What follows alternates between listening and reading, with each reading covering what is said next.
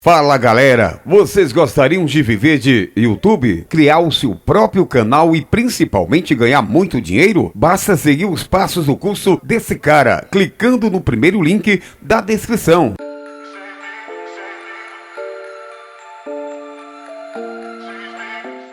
Dentro desse assunto, não posso deixar de não passar pelo assunto da semana passada, que pegou primeiro o mundo dos podcasts e depois repercutiu para todos os lugares com relação à declaração do Monark.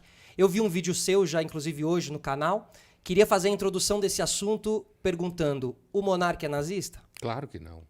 De jeito nenhum. Nem antissemita. Eu gosto muito do Monark. Uhum. Eu acho ele, tanto ele quanto o Igor, acho eles grandes figuras, né? E eu escrevi uma coluna na Folha. Hoje é segunda? Segunda. Então, hoje. Perfeito. Saiu ontem, porque sai antes no online, mas o impresso saiu hoje, que é o dia oficial, a segunda-feira. Eu escrevi uma coluna que eu dizia o que eu acho. Eu já tive 3 vezes no Flow. Perfeito, perfeito. E as 3 vezes muito agradável, né? E assim, a última vez o Monark se enganchou numa discussão comigo sobre antivacinas, em que fica claro o que hoje eu falo na coluna da Folha, que me parece um equívoco de muitos jovens liberais, que é uma coisa de se agarrar ao tema da liberdade como se fosse o valor absoluto. Não existe nenhum valor absoluto. Tudo é contextual, depende da situação. E o que é muito difícil. Não estou dizendo que isso é fácil. Uhum. Isso é exaustivo. Ter que lidar com essa coisa de que aqui é assim, aqui não é exatamente assim, aqui pode ser assado. E eu acho que ele fez merda. Uhum. Né? Ele usou uma palavra que por si só já tem uma carga semântica gigantesca, né? Tentando provar uma situação de que, então, a liberdade para todo mundo, em todas as situações. E aí, através... Primeiro, eu acho que, como eu disse na coluna hoje, eu acho que é uma questão de idade, sabe, Felipe? Tem uma coisa que, assim, quando você atinge o sucesso muito jovem e ganha dinheiro e tudo, projeção, o sucesso é sempre um risco. É alguma coisa que você sempre tem que lidar com cuidado. Quando você é muito jovem, o risco é maior, porque aí você enche o peito, né? E como você tem sucesso, você começa a achar que, de fato, tudo que você pensa é do caralho. Tem a bajulação ali em volta, né? Claro. E eu acho que eu digo jovens liberais porque eu já vi esse tipo de equívoco não só no Monark. Uhum. E aí ele atravessou o samba. E ele mesmo disse que estava bêbado, a gente sabe que ele fuma um baseado. Ele não é o único podcaster que eu já vi fumar um baseado no podcast, justo. certo? Então, assim, mas a ideia de que o Monark seja um escroto, nazista, antissemita, é completamente falso. E, no fim, essa situação, ela serviu para abrir o debate, isso é um fato, mas, ao mesmo tempo, ela serviu para encher todos os conteúdos com as palavras. E que, assim, na minha visão, eu sinto que há muito tempo, ou talvez eu nunca tenha visto essa palavra estar tão em voga e estar sendo tão ecoada, assim, por pessoas que conhecem o material e a história e por pessoas que também não conhecem e que muitas vezes vão ali no flow da história toda. No fluxo. No fluxo. E acabam batendo no Monark porque todo mundo está batendo, mas também sem tanto conhecimento histórico. O que fica dessa situação pra gente, assim, Pondé? Olha, eu espero que fique... Eu não sou uma pessoa cheia de esperanças, né? Mas assim, para quem viu o vídeo, sim, eu acho que a Tabata Amaral saiu muito bem. Perfeito. Né? Ela fez uma defesa da posição razoável ali, de forma muito elegante, cuidadosa, né? Assim, num estilo de respeito ao que ele estava falando, tentando mostrar para ele que ele estava equivocado didática, na posição dele, didática, Uhum. inclusive de uma forma didática. E hoje é muito raro isso. É muito raro você ver alguém, inclusive uma menina de 20 e poucos anos, né? Tudo bem, deputada e tal, mas ainda assim uma menina jovem, se movendo de uma forma tão elegante, cuidadosa e, ao mesmo tempo, deixando muito claro a discordância, que era fundamental ali a discordância no ambiente da discussão, que ela estava lá com o Monark, com o Kim também, Kataguiri e tal, que também conheço, né? Então, assim, agora, para além dessa questão, que eu acho importante, apesar de ser uma questão pontual, eu espero, mas não acho que vai funcionar, que fique claro como hoje tudo escala, né? Tudo escala. E aí, quer dizer, o Monark fez uma cagada, do meu ponto de vista, e não só do meu. Do meu também. Ele fez uma cagada, mas ele não é nazista, nem é antissemita, nem é uma pessoa escrota, nem coisa nenhuma. Mas aí, nessa altura do campeonato, a atração nas redes sociais do assunto, né? O engajamento das pessoas, e aí você começa... E é muito interessante esse fenômeno, como você tangenciou na sua pergunta, porque aí você começa a abrir espaços para todo tipo de especialista ir apresentando o tema, né? E apresentando o tema e mostrando as instituições e mostrando o que tem a oferecer, o que é absolutamente normal no mundo que o marketing está em toda parte, né? Tomou conta de tudo. Mas aí a coisa vira assim, ondas que chega na entrevista com oficial tal, com professor tal, não sei aonde. Quando foi, inclusive eu li em algum lugar que o próprio Monark estava querendo que o New York Times fizesse um artigo para explicar a posição constitucional americana, que era que... E assim, os Estados Unidos está longe de ser um modelo de país hoje. Não é mais modelo de país. Dessa liberdade de expressão, né? Os Estados Unidos não é mais modelo de quase nada. Ele ainda é, mas ele não é, assim eu penso, ele não é mais um país que você pode simplesmente copiar tudo que se faz lá como fosse uma grande... Os Estados Unidos é um país hoje de uma polarização esquizofrênica, que chegou na situação de ter que eleger um presidente como Biden, que é uma pessoa já idosa, mas não só porque é idosa, mas porque pesa a idade, um governo incompetente, uma vice-presidente incompetente que deveria brilhar e não consegue. Do outro lado, você tem o Partido Republicano colonizado por um louco feito Trump. Ou seja, os Estados Unidos hoje está passando vergonha na frente do Putin. Não é mais aquela referência que em então, algum momento não é, foi. porque foi. Então, se o modelo de Estados vida. Unidos é assim, não é, e também não é, então agora não é assado. Então, eu acho que no fundo não fica nada dessas coisas, sabe? Eu acho que fica... Daqui a pouco ninguém vai lembrar e fica perda de patrocínio, perda de emprego do ponto de vista do Monark.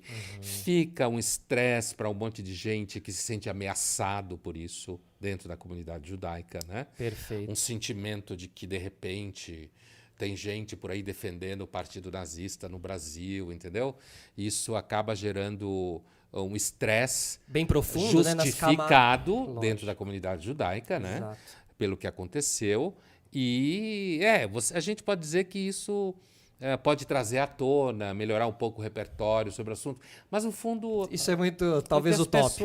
O que as pessoas são interessadas é em fofocar mesmo. Justo, com certeza. E seguir a onda, que foi uma palavra que você falou, a onda, né? A gente E é engraçado que no fim a onda... Porque existe aquele filme, né? A Onda, onde o professor cria um mini...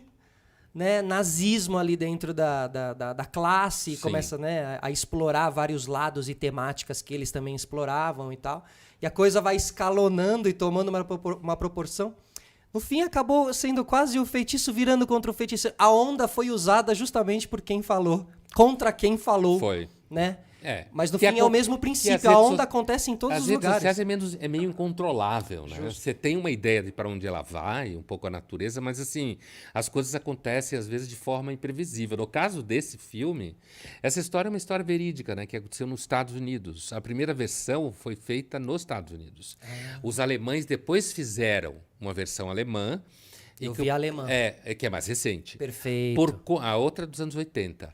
A alemã, pelo fato histórico do fenômeno político ter acontecido na Alemanha, então ela adquiriu uma aura maior. Uma aura maior, foi mais discutida. Esse foi um filme para televisão americano, completamente... que eu nem lembro, mas eu assisti, mas nem lembro porque assisti também. E foi uma história de um professor que fez um experimento nos Estados Unidos, não na Alemanha. E aconteceu aquilo lá. Saiu um pouco do controle. Saiu do controle e alunos começaram a a pirar a maionese e se identificar com totem, né? Aquela coisa toda de...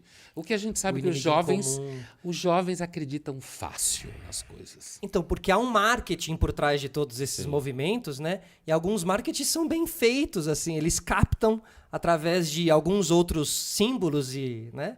Eles conseguem captar a atenção dessa pessoa que está precisando realmente de algum símbolo. E no caso desse filme, dessa história específica, aconteceu uma coisa interessante que também tem a ver com a história original do nacionalsocialismo alemão, que é o uso de figuras meio medíocres, sabe? Que no filme, nos dois filmes, tanto o americano quanto o alemão, aparece isso. Figuras da sala de aula que eram meio medíocres, que nunca tinham espaço e que não era muito popular. E aí, na hora, pega a onda e vira, de repente, uma figura de médio escalão dentro da estrutura. Perfeito. Que foi uma coisa que acontece em regime fascista. Exatamente. Né? Aquele orgulho de ser o terceiro comandante. Porque não era nada. Exatamente. Não pegava ninguém, entendeu? Exatamente. É isso aí. Exatamente.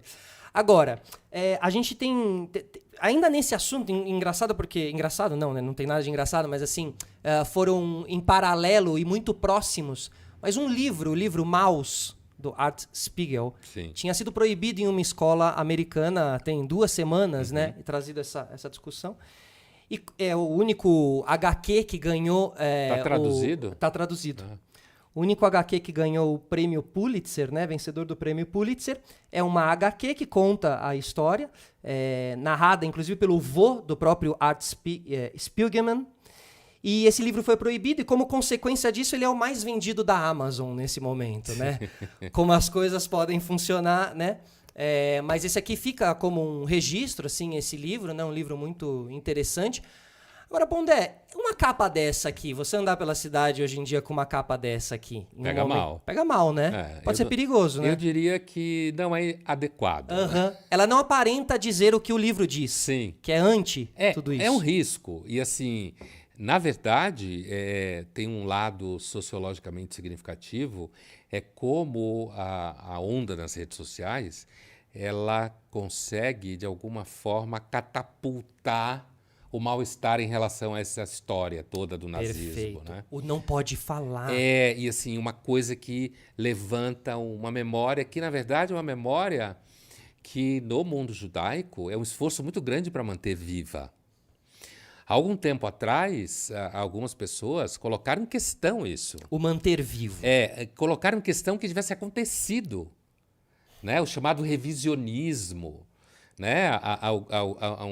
Por exemplo, o antigo presidente do Irã, que foi uma época aí muito conhecido, botava isso em dúvida. Próprias figuras da extrema-direita francesa. Né? E essa ideia de que, de fato, não tinha acontecido isso tudo. Não que foi isso era bem uma assim. invenção da indústria judaica. Entendeu? E assim, então a manutenção dessa memória é um esforço contínuo dos museus sobre o Holocausto, seja em Jerusalém, que tem o mais famoso de todos, Yad Vashem, seja na Alemanha, em Berlim, seja em Washington, aqui no Brasil também. Quer dizer, museus que tentam resgatar, inclusive não só o fenômeno enquanto tal, mas os vínculos com as pessoas do local. A gente tem no Brasil filhos de sobreviventes. Perfeito. Né? Perfeito. Então, sem dúvida nenhuma, é um tema de uma categoria de sofrimento muito grande. Né? Que é o horror histórico constituído. Então, de fato, não é alguma coisa que você deve usar como exemplo para querer dizer que todo mundo tem direito de falar o que quer. Claro. Entendeu? Mais um conteúdo com relação a isso, até para a gente finalizar aqui esse assunto, mas que eu vi você falando sobre alguns anos atrás, quando liberaram novamente o Mein Kampf, que é o Sim. Minha História, né? Minha luta. É Minha Luta, desculpa. É Minha Luta. Escrito pelo... Né? Sim. E que tinha sido proibido e que depois volta. E você falava muito nesse lugar, né? De manter realmente viva a história, de ver o absurdo que ele pensava. Conhecer o absurdo que ele foi. Quer dizer, no sentido de ficar atento para que as ideias são perigosas. O que não significa que você pode chamar uma pessoa em cada esquina para reprimir tudo. O problema do mundo, me parece, entre outros, na esfera da comunicação de ideias hoje em dia, inclusive por conta de toda essa malha de capilarização que as redes sociais criaram, é porque tudo é meio desmedido, certo? É como se você, na hora do jantar, de repente comesse com o pé em cima da mesa, entendeu? Então, tudo é absolutamente desmedido, se fala coisas sem pensar, e, nesse sentido, quer dizer, ideias são coisas que você tem que ficar atento, porque algumas ideias, elas são, de fato, nocivas. Perigosas. Né? E o debate da liberdade de expressão é um debate que me parece que ele se dá em várias dimensões que não são suscetíveis de ser limitada a uma polarização do tipo eu sou a favor ou contra. Eu vou dar um exemplo.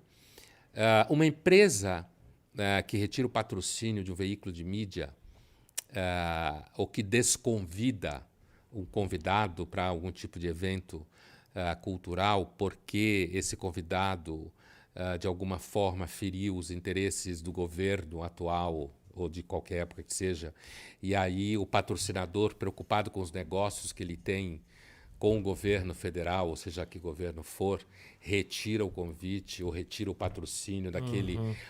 Quer dizer, isso não é uma censura à liberdade de expressão, do ponto de vista objetivo. Mas a verdade é. Isso acontece todo dia, né? E isso é, aliás, hoje em dia, isso é o mais normal de acontecer. Perfeito. Nas redes sociais chama-se isso de cancelamento. Mas é uma censura meio light da empresa ali, né? Ela não tá, mas né, toma, não tô mais. Ela assim, tira né? o pé do acelerador e tira a grana e a coisa morre, certo? Então, isso acontece toda hora. O mundo é basicamente inconsistente. É que essa história dos influenciadores com as empresas mexe muito nesse lado, né?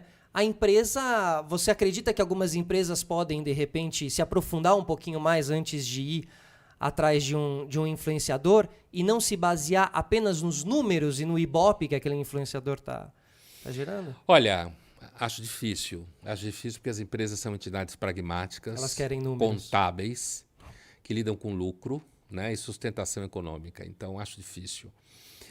Os números são, aqui no caso, um sinalizador de que aquela pessoa vale investimento em termos de resultado.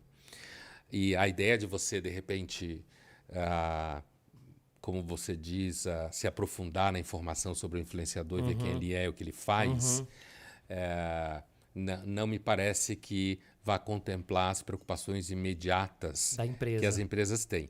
Mas eu acho que um outro tipo de dificuldade na relação entre empresas e influenciadores em geral é o fato de que as empresas, na realidade, gostam de colocar dinheiro em quem é previsível, certo? Ela gosta de colocar dinheiro em quem ela sabe o que vai falar. Claro. Que, inclusive, aceita falar o que ela quer que ele fale. E deixa de falar o que ela não E deixe de falar o que ela não quer. Então, aí tem uma coisa que a gente pode chamar de um certo... você pauta o conteúdo, certo? Você diz, olha, tudo bem, hoje em dia, qualquer pessoa de educação doméstica não vai numa empresa e levantar uma discussão ideológico-política. Claro. Porque isso vai incendiar a coisa. Aí é uma questão de você saber comer com garfo e faca, né? Agora, outra coisa é o fato de que as empresas tendem a pôr dinheiro ali onde ela acha que não tem risco. E aí você vê, por exemplo, em casos como o Flow, né? Já tinha tido um caso anterior, né? Eu, inclusive, vi, na última vez que eu fui, o Monark brincar, dizer, não sei como esses caras deixam eu ficar falando aqui, perdendo patrocínio, né? Ele brincou uma com previsão isso e tal, quase. né? Brincou porque tinha acontecido isso antes, né? Então, assim, me parece que as empresas, elas olham para esses eventos e, digamos, essas instituições digitais, ou como se chama, essa população digital, antropologicamente digital, que cresce no digital e depende do digital, ou tem um modelo de assinatura, de alguma forma, de assinatura de colaboração, ou precisa de patrocínio. Claro. Né? E aí o patrocinador ele entra como uma ferramenta que diz, olha, Você pode até brincar aí, mas... E hoje é muito claro, se você falar alguma coisa que soe mal nas redes sociais, você perde o Perde o patrocínio. patrocínio, exatamente. É uma consequência muito clara dos dias atuais, É, né? é. A perda do patrocínio.